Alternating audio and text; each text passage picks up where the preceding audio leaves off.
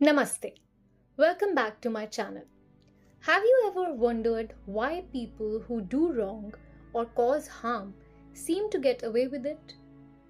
Why doesn't karma instantly catch up with them? Well, today we are diving into one of the biggest questions people have about karma. Why do people who commit harmful acts seem to get away with it? This question can feel deeply unfair and unsettling, but if we look at it from different perspectives, Indian yogic philosophy, a general spiritual understanding, and psychology, we can find answers that bring us inner peace and clarity. Let's start by looking at the concept of karma from a yogic or Indian spiritual perspective. In this philosophy, karma goes far beyond a simple reaction to our actions. It's not just a simple system of punishment and reward. Instead, karma means action, and it refers to the law of cause and effect across lifetimes. Every thought, intention, and action sets a cycle into motion. Karma is seen as a vast, cosmic cycle that may unfold over time, sometimes over multiple lifetimes. Why don't we see this karma take effect immediately? The yogic tradition explains that karma is part of a larger, divine order that operates beyond our limited perception. From this view, every soul has a unique journey, and karma is a part of that journey. This journey may involve learning lessons across many lives, with karma ripening only when the time and circumstances align for it to teach the necessary lessons. To understand this better, let's look at an example from the Mahabharata, one of India's great epics. There is a story of King Dhritarashtra, who was the father of 100 sons, including the Kauravas, who fought against the Pandavas. By the end of the war, Dhritarashtra tragically lost all his sons. Later, he learned that this sorrow was linked to karma from a past life. The story goes that in a previous birth, Dhritarashtra was a tyrant who killed 100 baby birds by pushing them out of their nest. It wasn't until he was reborn as a king that he experienced the karma for that action. His loss, though incredibly painful, was part of a karmic cycle that spanned many lives. This example illustrates that karma isn't always immediate. It unfolds when the time is right for our soul's journey. Now let's look at this question from a general spiritual perspective. Many spiritual teachings say that each soul is on a unique journey. Some souls might choose a path that seems dark or harmful to others, but this journey is meant to teach them important lessons. The purpose isn't always for people to face immediate punishment, it's for them to evolve over time and to learn something that helps their soul grow. Sometimes we might see someone who has done harm appear successful or untouched by consequences, but we don't know the inner struggle they might be experiencing. Dr. Kiran Bedi, a well-known former Indian police service officer, once said something insightful. She observed that the moment someone does something harmful, they immediately begin facing karma internally through feelings of guilt, anxiety, or fear. They may not show it, but they are already dealing with the mental and emotional weight of their actions.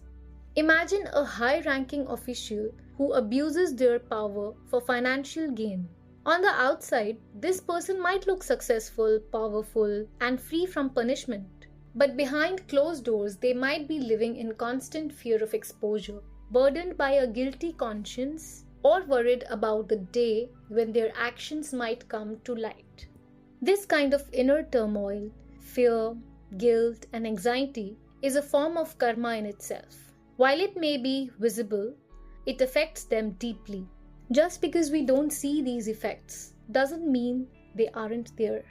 This is a form of instant karma that operates internally, reminding us that consequences are not always visible but can weigh heavily on someone's mind and spirit.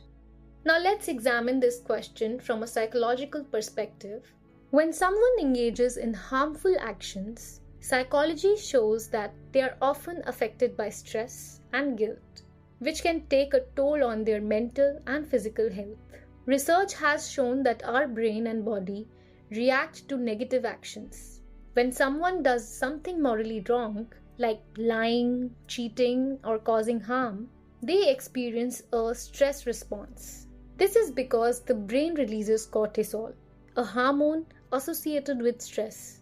Over time, high levels of cortisol can lead to insomnia, anxiety, high blood pressure, digestive problems, and even a weakened immune system.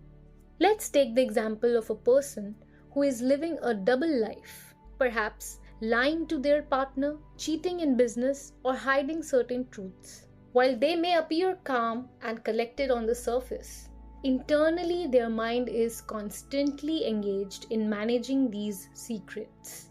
They may find it difficult to sleep, always worrying about the possibility of getting caught. This chronic stress can lead to health issues from poor sleep to digestive problems. This psychological toll is a form of karma. Just because it isn't obvious to others doesn't mean it's not happening. These people often carry a hidden burden that can lead to emotional and physical breakdowns over time. Their mind and body react to their actions, showing us that karma operates not only in the external world but also within our minds. So, what can we learn from these perspectives? Each perspective, yogic, spiritual, and psychological, offers us valuable insights. But perhaps the most important takeaway is that it's more beneficial for us to focus on our journey and our actions rather than worrying about others' karma. Instead of worrying about others' karma, channel that energy into being the best version of yourself. This will bring you more peace and satisfaction in the long run. Karma isn't something we can track or control for other people. In fact, it's said in many spiritual traditions that the only karma we are meant to truly understand and guide is our own. Our focus should be on following the righteous path, dharma, as best as we can. When we stop judging others' paths or focus on living with compassion, integrity, and mindfulness, we create positive karma in our own lives. By choosing patience and grace over resentment and judgment, we find peace within ourselves. This is a gift we give not only to ourselves, but to everyone around us. To sum up, karma is a deep and complex law that unfolds in ways beyond our understanding. We may not see the complete picture, but that's okay. Our role isn't to police karma for others, but to live in alignment with our own values. When we focus on creating good karma in our lives, we contribute to the greater balance of the world. So let's remember that true peace comes from within. We don't need to track others' karma. We only need to trust that every action has its consequence and every soul find its path. If you found this video helpful, share it with someone who might need this reminder today. Let's keep our intentions pure and walk our path with love and understanding. Thank you for watching, and I'll see you in the next video.